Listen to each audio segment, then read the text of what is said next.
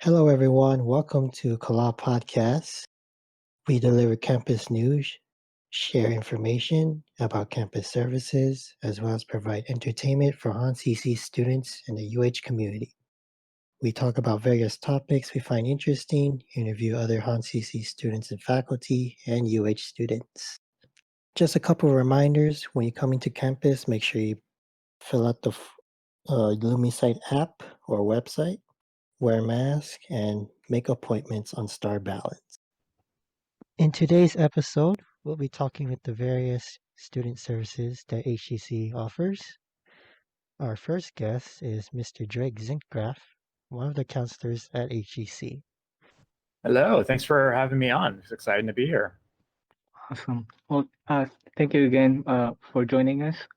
So I guess we can go right into it. The most asked question, I guess, is what is Advising Month? That is a very good question. And so Advising Month is kind of what we did to kind of create awareness around upcoming registration for next semester. So basically, usually we have Advising Month in March as well as October, just because registration would be in April or in November. And so basically the idea is you want to get your classes ahead of time, have everything planned out, any questions you have them answered before registration starts. So that way, when it does come time, you're ready to just kind of click submit and get your classes as soon as possible. Because I know when I was in college, and I know like a lot of the things is you want to make sure you either get the right courses that you need, take them at the right time that you want to take them, or in some cases, if a course is offered, whether it be online or hybrid, maybe you have a preference, you want to get that one ahead of time, or make sure your classes fit time-wise if you got to work, or just in general. So basically the idea for Advising Month is just to get that promotion out there, to give people a heads up that, hey, registration's coming up, because it's hard. We lose track. I know, me too. It's hard to keep up with everything going on. So just kind of remembering what is coming up, helping to promote it, so everyone's ready to go. Awesome. And then how do students get in touch with counselors? Yeah, that's a really good question. And so a couple different ways. Obviously right now things are crazy all over the world from COVID. So there's always the way of doing it online. You can always email or talk, or even just a question. There's no bad questions in my opinion, because the only way you're going to get an answer is to ask it. But yeah, you can send them an email, but also you can check their pre-availability by going to Star Balance. And so Star GPS is the way that you register for courses, view your academic plan, and Star Balance is how you kind of schedule appointments. And so star.hawaii.edu is how you get to the registration. Star.hawaii.edu/appointment is how you would get to schedule those pre-scheduled appointment times. And so obviously, like I said, that's just the pre-scheduled availability. We're pretty flexible. So if you send out an email or give us a call, say, hey, I want to see a different time that's not available, it works for me, that's not a problem. We can totally work with everyone to help get that set up. But then also our office is semi-open. So like everything, we have to have some kind of restrictions or changes to what we did. So you can walk into our office, say with help, set up at a time to meet. If you had to meet in person, we can set up a reservation system where we could get you a seat and all that kind of stuff. And then our building is in building 5 on the first floor.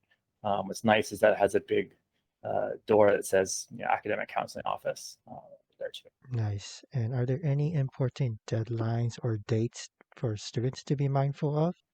Yes, there are. And so a couple of things coming up. So November 2nd is right around the corner. It's the last day to withdraw with a W grade. And so kind of what that means is that there's the A through F letter grades that are kind of most traditionally known. But then if you withdraw from a course after a certain point, there's what's called a W unscript. And so that doesn't impact your GPA. It does count against credit completion. It's something that is very important for financial aid or VA benefits. Usually, if you're having a hard time in a class in general, we would recommend that you reach out to one of your academic counselors so they can help you with kind of your options and kind of success tips, but also just to help understand what the potential ramifications are for that, because in some cases a W is a really good option and in some cases it's not. But November 2nd would be the deadline for that, so that's coming up. Another deadline coming up is, or not deadline, but an opportunity is November 9th is when registration starts for spring. So just earlier this week, registration or the list of classes that are going to be available for the spring are now viewable in your STAR GPS registration account. So you can go in there now, take a look at what times courses are being offered, make sure the course that you want is being offered, kind of help preset things. So that way on the week of November 9th, you're ready to go and register. November 9th is the first day. So students who have a high number of credits go that day, and then it kind of goes, next level of credits is the day after and so on. To find your exact date of when your registration is on that week, you can go into your STAR account and you can view there. It'll say right above register add drop what your exact date is. And then if you're going to be graduating this semester, November 15th is the deadline to turn in a graduation application. You can find those online, as well as if you did go into the admissions or records office, they have it there too. You can email those. You don't have to come to campus if you don't want to. And then also some other things that are coming up, just in general, the busy period. And so if you are reaching out to your academic counselors now, I can tell you most of the time I can fit students in, next day, sometimes even same day. Once we start getting closer to registration, that's when everything will get a little bit busy, because that's when everyone's going to be reaching out. And so if you got some time, the next couple of weeks, now is a great time to plan ahead for registration and any kind of those little loose ends you would want to take care of. And as we head into spring semester, when we register for classes, will there be any changes to some availability? Like, will some classes no longer be offered because of COVID? That's a good question.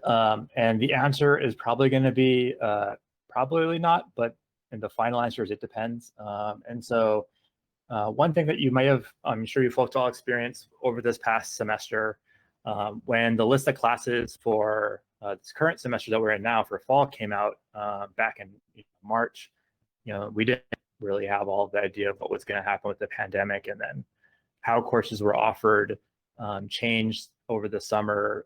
Some courses went fully online, some went as like a hybrid model, and people had to be a little creative with how they were going to offer their courses. The plan is not necessarily to cancel any classes at all possible. If anything, it's just trying to get creative with how to make sure we can still offer those courses, whether they're, like I said, online, in person, hybrid, and how things evolve. I talked to a couple of students this week about already, and my best kind of advice is like how things are going in general with Oahu and our tier system.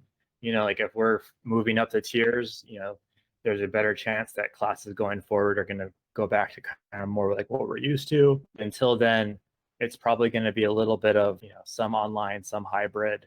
And then if there are some courses that just have to be in person, doing it in kind of a creative way or in a safe way, basically. So like we had to adjust some of the class sizes, offer classes at different times, and just kind of be as flexible as possible to create some space for them to be able to still learn everything they need to do, but do it in a safe way. If we have problems with our Zoom classes, can we go to your counselors for help? We can definitely help with trying to identify what options you have, what resources you have, and kind of going from there. It is something that, depending on what it is, we might help connect you with a different office, but we like to think that you can come to us with whatever's going on. If we can't answer it for you or we can't directly help you, we'll definitely connect you with whatever is the best next step to take. So, what is the easiest way to find a counselor to set up a meeting with? Yeah, it's a good question. If you know already who your academic counselor is, you can go to STAR Balance. So the star.hawaii.edu/appointment, and you can view the availability there. If you're not sure who your counselor is, if you go to our website, so the Honolulu Community College website, honolulu.hawaii.edu/counseling, on there you'll see a list of counselors by major. Email, call, and we'll get you set up with something right away. if there's someone who's listening who doesn't have access to a website right now and just is like, hey, I need a phone number, someone to call. Our general phone number line is 845-9162, and our general academic counseling email is HonCounts, that's HonCouns @hawaii.edu. Awesome. So I know you guys do Zoom and telephone calls and meetings. Is the in-person counseling still an option? Yeah, so we're strongly encouraging the Zoomer phone just to help keep everyone safe. But if for whatever reason that's not going to work out for you, let us know, and basically we'll work with our facilities people to get a space reserved and meet with you. So that's totally something we can work out if that's what you need. Yeah, that's totally an option. And then in our counseling office, we have when you first walk in there, anyone who's watched Game of Thrones, you can think of it as like it's the big wall up north, because it's a huge plexiglass wall, and we can talk to you through there too and help get you set up, get started if it's something quick. And is the in-person counseling available Monday through Friday or on specific days only? Ooh, very good question. I should have said it the first time. Yes, Monday through Friday. Right now, it's so crazy with, however things are going to be with the state, it can change and everything. So safely, Monday through Thursday, 8 a.m. to 3 p.m., Fridays, 8 a.m. to noon. But for the most part, we should be in Monday through Friday, 8 to 4. And so if you're wondering, well, how am I going to know?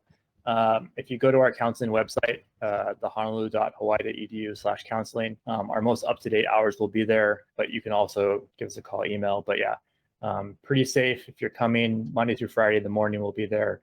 Monday through Thursday, yeah, pretty much the standard business hours. Okay, so what are some of the best advice that you could give to a lot of the new students that have just came into the college, and some older students who might not be aware of what is the current situation on campuses? Yeah, I mean that's a good question. I mean, so right now, on campus things are always changing. Do know that I would say that there are a lot of options available still. The library has availability to come in person. Our testing center, other various offices usually will offer some form. It's just a matter of it'll probably look a little bit different than what people are used to. But definitely don't let those things impact you. Like if you needed to come on campus to get access to a computer, it's there. If you needed to borrow a computer, our campus has availability to have people borrow laptops. If you needed help with tutoring, we have tutoring available. Primarily, it's online, but if you needed to have something in person, you can try and work to see if what's available. And just the biggest thing is just try and, as soon as you think you have a question, ask it, because even for us, we want to get you the right answer. And most of the time, we'll be able to turn it around right away for you. But sometimes they'll take a little bit of looking into. And so the earlier you reach out, the more options we have. I always tell a story about how when I first started working in higher ed, I had two students, same semester, same course, both had life things come up. And I think now more than ever, many of us are going through those kind of hardships and things where difficult life circumstances come up.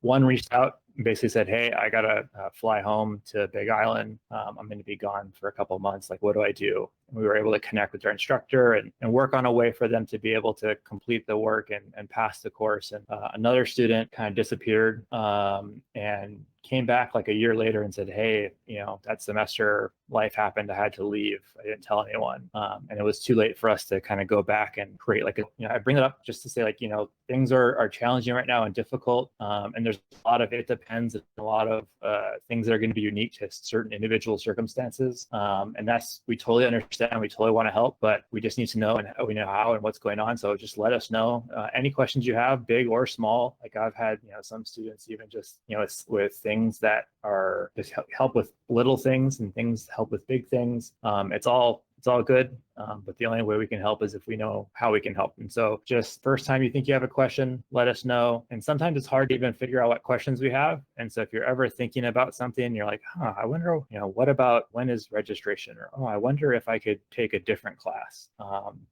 Just reach out right away and we'll help you out. Awesome. Well, we don't want to take away any more of your time. We know you're very busy. We appreciate you coming on the podcast for us. Yeah, and really I appreciate you folks for inviting me on and helping to get the word out for Advising Month. And yeah, I mean, it's just the spirit of Advising Month is to help get awareness about upcoming registration, and hopefully this will help connect with a couple people. And we look forward to talking to you all, whether it's Zoom, phone, in person, anything like that in the future. If students want to learn more information, where can they find that? Yeah, best place to go would be our website, so the honolulu.hawaii.edu/counseling. And then, yeah, again, if you have questions, you can find our contact information there. But if not, our general email is honcounts, HONCOUNS @hawaii.edu, as well as our phone number is 845-9162. And if you have, in addition to questions, you have things that even you're just seeing as difficulties and you want to reach out to see what can be done in the future, feel free to send us emails there too, and we can see if that's possible or not. Great. Well, thank you for coming on. We really appreciate it. All right. Thank you folks again. Have a great rest of your day. You too. Thank you. Take care.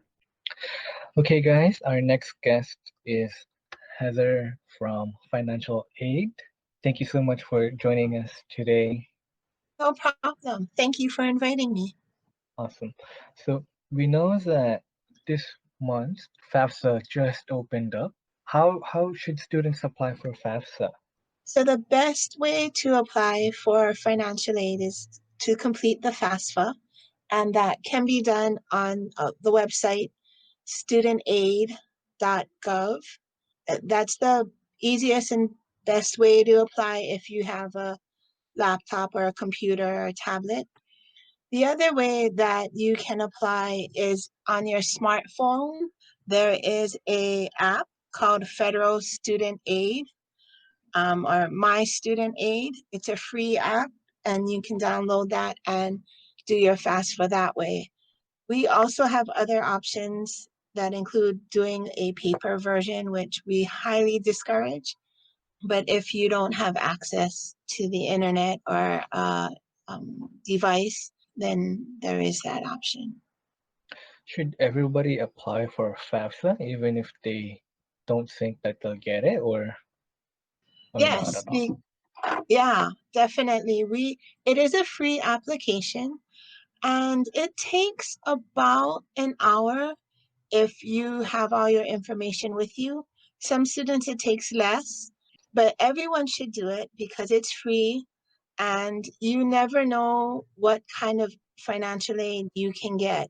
Even if you think you may make too much money, or you have a lot of assets, or money in the bank, you never know. And we also use the FAFSA to help determine if a student is eligible for a student loan, or a parent is eligible for a parent loan. So you will want to do it. Also, a lot of scholarship agencies, Hawaii Community Foundation, Kamehameha, they all want to know if you've done a FAFSA, and if you haven't, they may not consider your scholarship application. Are there any important dates and deadlines to apply? For the FAFSA, there's no real deadlines. The important date was October 1st.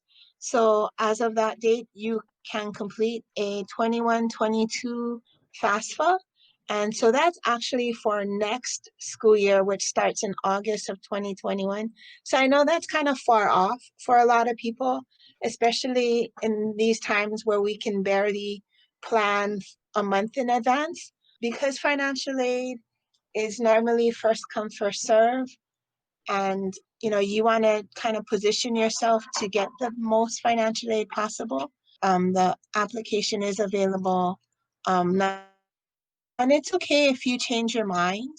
Say you decide not to come to school, or you decide to go to another college, or another university. Those are minor things that can always be changed. But the application itself, you need to have completed in order to be considered for any kind of financial aid. And what important documents do students need to apply? So the most important thing is your income information. So for a lot of us, or a lot of families, that would be our tax returns. So for the 21-22 school year, you would need to have completed your 2019 taxes, which actually most people did earlier this year, either January through April. So hopefully you have done that, and you can complete the FAFSA for the 21-22 school year. Other things that you might want to have on hand are things like your social security number. If you're a permanent resident, you would want to have your permanent resident card on hand. For some students, we will question your high school graduation. So you will want to have your high school diploma or a high school transcript on hand. Those are the most general things that we ask for. And obviously, picture ID. When you come into our office, we ask for that to verify the information on your FAFSA. And they can submit these documents through UH drop file. Yes. So because of COVID and the school, everyone pretty much online, we highly recommend that you submit all your financial aid documents, whatever you need to turn into us, via the UH file drop system. That is the most secure way to do it. And we have instructions on how to use the UH file drop system on the school's website. The other way we take documents are via fax. I know some students have a hard time with the file drop, so they will just attach it in an email or send us a picture via email. And then we are actually open. Our front counter is open Monday through Thursday, 8 to 4. And Fridays, I believe, we're open most of the day, 8 to 12, 8 to 1, but we are open. We would recommend you call if you are planning to come in, just so that we can make sure that we are prepared for you. And we would remind you to wear a mask when you come. All those different ways to take in documents. We also have snail mail is still available. So if it's something that you want to just put in the U.S. Post office, mailbox, you can do that too. Oh, can students Zoom financial aid? Yeah, we actually do have Zoom appointments. You can do a structured appointment through Star Balance. And that's normally for students who really need to sit down with a financial aid officer to troubleshoot their application or complete their FAFSA application or go through their status, their financial aid status. So you can make an appointment. Most of our financial aid officers are available a few hours each week to do that. And then every day, Monday through Thursday, from 1 to 3, our express advising is open for financial aid. So if you just have a quick question or want to talk with, see somebody in the financial aid office, but can't come in or don't want to, you can Zoom with us via our express advising Monday through Thursday, 1 to 3. And those are shorter appointments for just check-ins and status follow-ups, things like that. And then we also have phone appointments where you can just call our offices Monday through Friday, 8 to 4:30. And if we can't answer it, leave a message and we get back to you as soon as we can, normally within the day. So since the school year just started, I'm pretty sure everyone has already paid for their tuition, but for next school year, where can students find the best places for like scholarships or grants and stuff? So right now, actually, you can still apply for financial aid for this current semester. So even if you did pay for your tuition and you bought all your books and you're going to class, you can still apply for financial aid right now. We're still processing applications for this semester is still available because there is really the deadline really is the end of the school year, which is in May. So as long as you turn in your application and all your paperwork by then, we're going to try and award you as much as we can. As far as scholarships, for the 21-22 school year, the UH Common Scholarship application is also available via our financial aid website on the school's website. and that's for next year. For the spring semester, it's a little more tricky because we don't have any active scholarship applications right now. You would want to just inquire in our office to see if there's any extra, sometimes we'll do secondary applications for a spring semester. Depends on how much scholarship money we have left, because sometimes students don't continue on. So we are able to take their scholarship money and offer to another student. So is for the scholarship common app, is it already open, and when is the deadline for application? Yes, the UH Common Scholarship application is available now. I believe the deadline is March 1st of 2021. The information is on our school website on the financial aid page. The link is there, and all you need is your UH username and password to log in and complete that application. It does involve a few essays, just short ones, and we would highly recommend that you get 3 references as for the section that says references.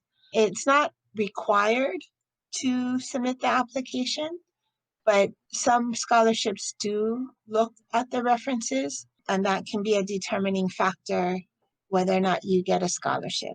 Are there scholarships from HCC that students can apply for if applicable?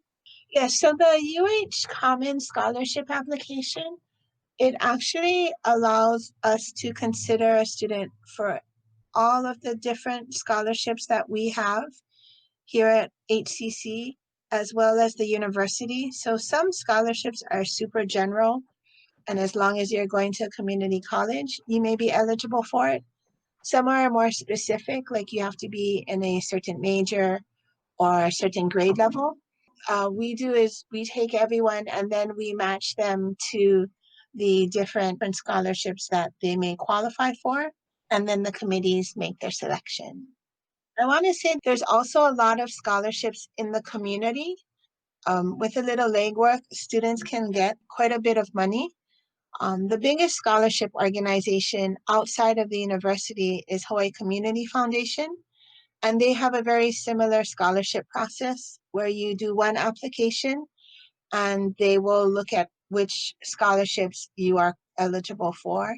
That's a pretty good, and it's a large scholarship agency. For our Hawaiian students, Kamehameha Schools is the largest scholarship agency.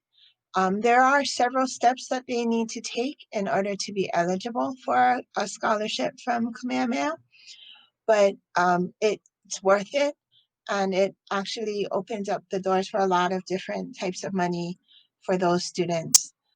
There's also a lot of community groups, civic organizations, community centers that give scholarships, and a lot of employers. So if you have parents who are working or are in a union, or you yourself are working or in a union, they may offer scholarships. We are finding more and more banks or credit unions are offering scholarships to their members. So there's a lot of money out there, a lot of free money. Students just have to do a little legwork. It helps to know, if you are active in your community or your family is active in the community.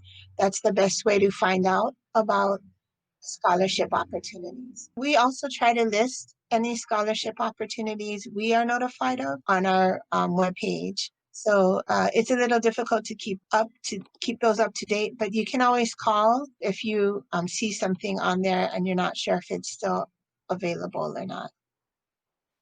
Are there search sites that students can use to search all these scholarships?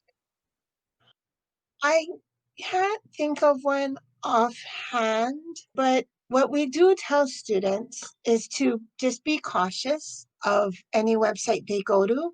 You do want to make sure it's a reputable website, that the company is well known. If it's a company or agency offering to help you find scholarships, you can always check the Better Business Bureau or the Consumer Protection Agency to see if there's any complaints against them. We also caution students that if they're asking you to pay or give them personal information like your social security number, your birth date, those are red flags that mean they may not be a legitimate scholarship search engine or agency that's willing to help you. Because you shouldn't have to pay anyone, whether it's to do the FAFSA or to complete a scholarship application. There's more than enough free applications out there. You can always call or email our office if you come across a site that you're wondering about. We try to vet those if if we know about them. But the ones I mentioned, Hawaii Community Foundation, Kamehameha Schools, there's some of the big nonprofit agencies like the American Red Cross, your local banks, credit unions, your unions or employers, church groups, those tend to be, especially if they're local, they're there, you can trust that they're doing the right thing for scholarship, to give students scholarships. If students don't apply for financial aid this year, will that affect their eligibility in future years when they apply? That's a good question. There's two things that we look at to determine if a student is eligible for financial aid. The first thing is your need, and that's done through the FAFSA because all your income, financial information is on that, and that's how we determine your financial need. The other thing is your academic status with the school. And so we do look at all the credits you've taken, all the grades you've received, as long as they're at Honolulu or been transferred into your Honolulu record. So whether or not you received aid for those credits or while you were, enrolled previously, we do take that into consideration when we're looking at your academic status. So sometimes students may not be eligible at the beginning when they first apply for financial aid. But we do have appeal processes. A student can always request a second review of their academic status to help them become eligible for financial aid. Your academic history can impact your ability to get financial aid, even if you've never received financial aid in the past. And how do students know if they're approved for financial aid? So we do everything via email. So we actually will email you when we get your FAFSA. We will email you if we have any questions while processing your application. And then at the end, once we determine how much financial aid you're eligible for or what your eligibility status is, we will email you again. Everything is also posted on your MyUH. So on your MyUH under financial aid, you can see your status. And so you'll see that when we received your application, if we requested any documents from you, tax returns and IDs and high school diplomas and things like that. If we need a copy of those things, we would post it on your MyUH. Once you've been awarded financial aid, we will post your award on your MyUH and show you, what we based it, the calculation, what we based your financial aid award on. And then once your money is actually dispersed and we pay for your tuition or we put it in your student account, you'll see that on your student account on your MyUH. So you'll see a payment of a Pell Grant or a scholarship on your student account, and you should be able to see that, we've paid your tuition or a portion of it, or in some cases, the money will go to you. So if you've already paid your tuition and then you get awarded financial aid, the money actually comes back to you as a refund to help you, to pay you back for what you paid out of pocket. So all of that can be seen on your MyUH. That's how we notify most students. Very few students will get paper letters in the mail about their status or a financial aid notification. And if students are awarded UH system scholarships, will that affect their financial aid as well?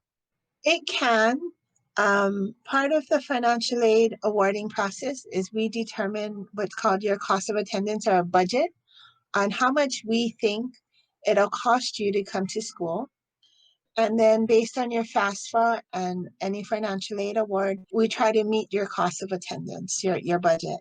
In most cases, we're not able to cover all of the items budgeted in the cost of attendance, but in some instances, students will receive scholarships from agencies like large scholarships, and that can impact the amount of aid they're receiving because the amount that of financial assistance they're receiving is more than their cost of attendance. And that's a rule that we can't do that, at least with federal financial aid, like the Pell Grant. So we would adjust your financial aid award. But that rarely happens because what we budget for a student, it does include food, transportation, personal items, and housing. So it's not just your tuition and fees and books.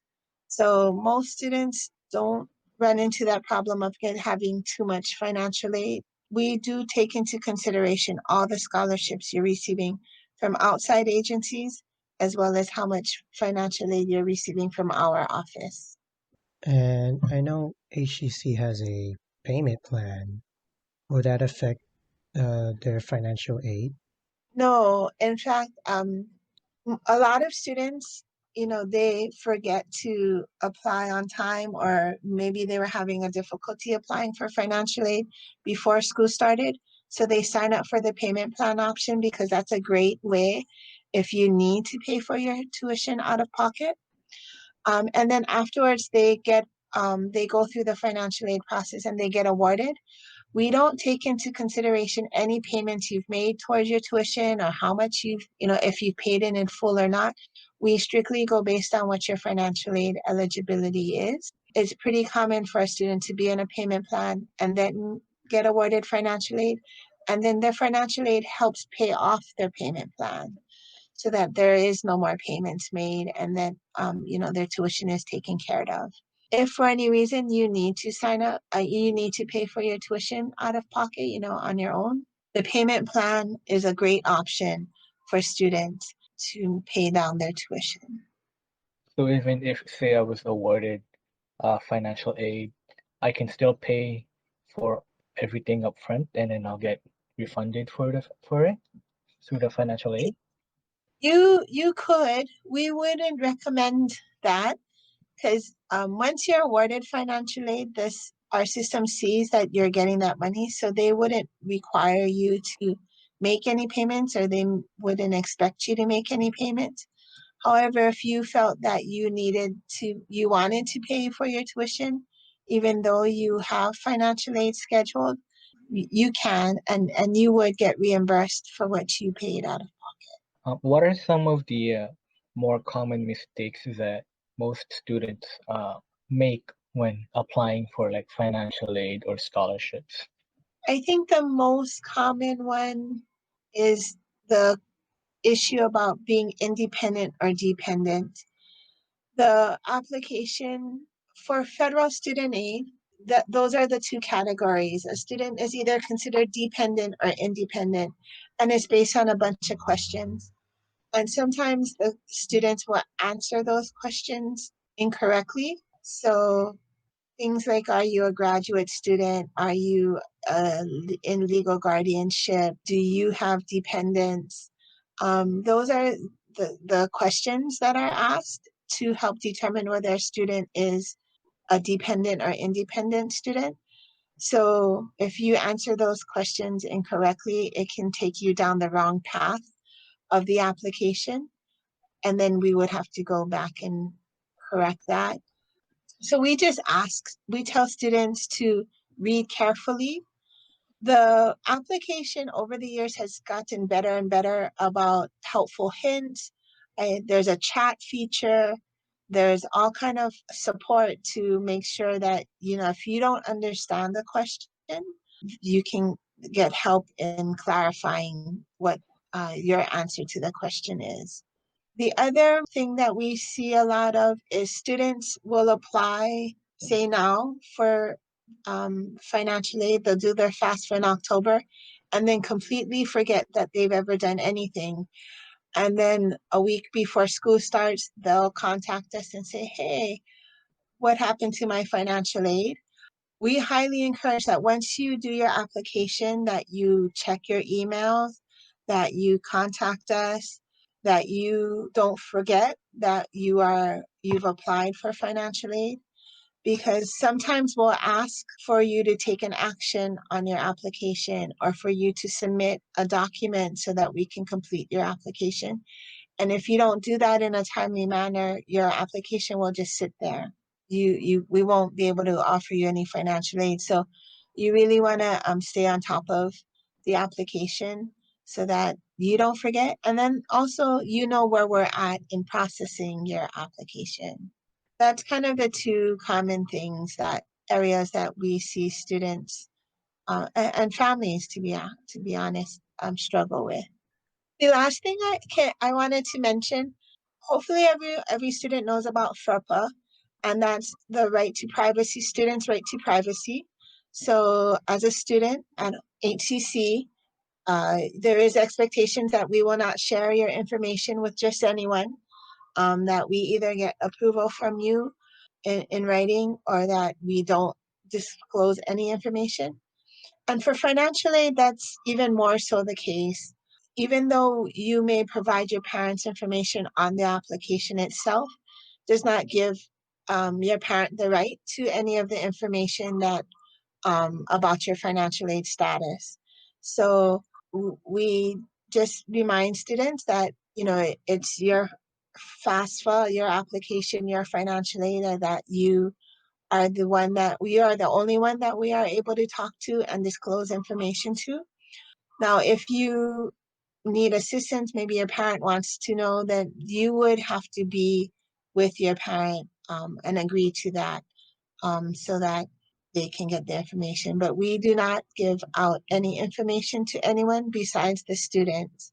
And do you have any advice for the first year students on financial aid, or even the second year students? The one piece of advice I would give students is to don't be afraid to ask. You know, contact us anytime you have any question, any concern. If you feel like you need more money or you don't agree with the results that came from your application or the amount of financial aid we offered you, or anything, any part of the process, I would tell students just to contact us, ask us, tell us. We have so many students we deal with.